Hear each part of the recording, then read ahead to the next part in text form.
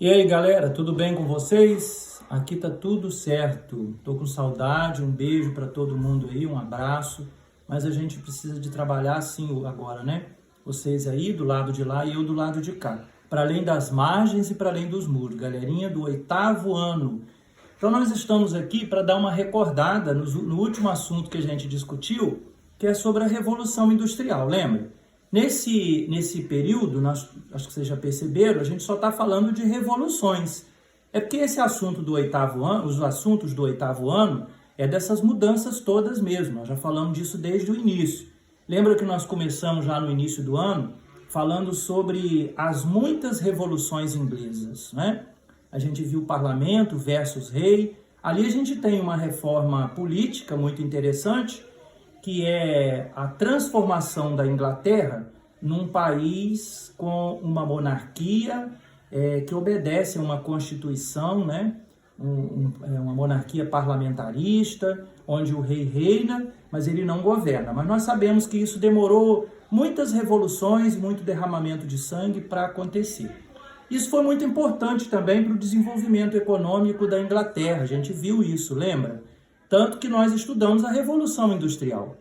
Talvez o país, talvez não, com certeza, né? O país que conseguiu juntar as melhores condições de desenvolvimento econômico e político também para acontecer a Revolução foi a Inglaterra. Por isso que a gente costuma dizer que a Inglaterra ficou numa solidão muito grande durante algum tempo, né? Nós vimos aí que haviam alguns antecedentes que nos ajudam a perceber por que essa revolução aconteceu na Inglaterra, além da questão política, né, que a gente já falou. A gente tem também a questão econômica, um acúmulo de capitais muito interessante na mão da burguesia, e esse capital ele vinha principalmente de atividades comerciais, que a gente chama esse período aí também de pré-capitalista,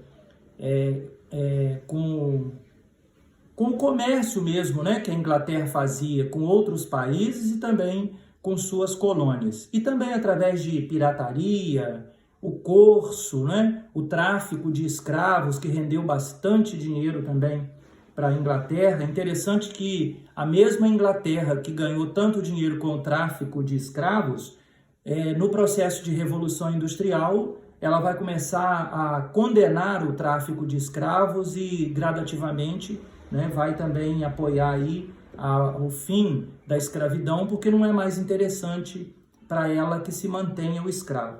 Pois bem, a gente vai passar agora para uma outra revolução.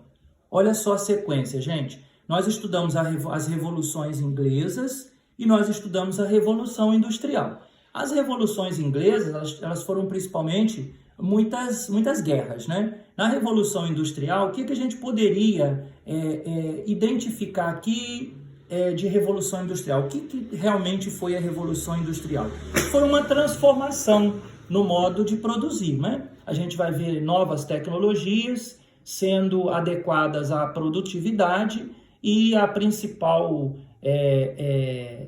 grande lance da Revolução Industrial, que nós vimos também, né, em aulas anteriores aí, foi o aumento da produção e o barateamento, consequentemente, o barateamento dos preços dos produtos, né, já que esses produtos eles tornaram-se padronizados, estandardizados. Mas a gente tem também, claro, né, o lado negativo da Revolução Industrial, e o principal aí dentro do fundo social, quando se fala, né, na questão social, eu diria que essa grande massa de trabalhadores destituídos de seu meio de produção e que tiveram, infelizmente, né, para ganhar a vida e sobreviver, vender a única coisa que eles tinham, que é a sua força de trabalho.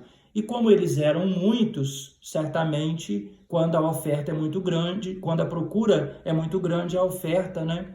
Enfim, a lei da oferta e da procura. Eram muitos trabalhadores, não tinha tanto emprego assim para todo mundo, né? E aí os patrões acabaram pagando uma mixaria, uma miséria, já que as pessoas não tinham mais como ficar no campo. Muitas pessoas tiveram que sair do campo e procurar sobreviver nas cidades, por causa do cercamento, que a gente também já estudou lá atrás. Essa é a Revolução Industrial, não é? A Revolução Industrial, ela tem o seu princípio, que é baseada na ideia de que a Inglaterra, ela conseguiu juntar todos os pré-requisitos para que a Revolução ocorresse. A gente tem as consequências da Revolução Industrial, que nós também já discutimos bastante. Nós vimos algumas consequências que foram muito positivas, né? E a gente viu também algumas consequências que foram muito negativas. Do ponto de vista social, a gente acabou de dizer, do ponto de vista do meio ambiente, uma degradação ambiental muito grande.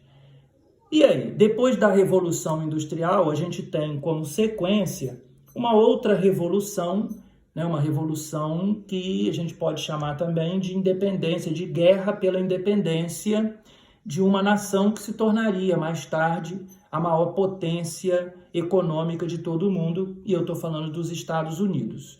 Então, bem, a gente começa dizendo aqui, eu levanto esse capítulo, eu gostaria que vocês dessem uma lidinha, e eu queria que vocês dessem uma olhada aí na seguinte situação. Qual era a situação dos norte-americanos, aquela região que hoje são os Estados Unidos, né? Era formada por 13 colônias e pertenciam à Inglaterra. Então, a pergunta que eu faço para vocês, qual era a situação econômica, política das 13 colônias às vésperas da Revolução? 1776, os norte-americanos começaram, né, a discutir a ideia da independência, e eu gostaria que antes disso vocês dessem uma lida, logo no início do capítulo, sobre qual era a situação daquela região, das 13 colônias, antes da Revolução acontecer. E aí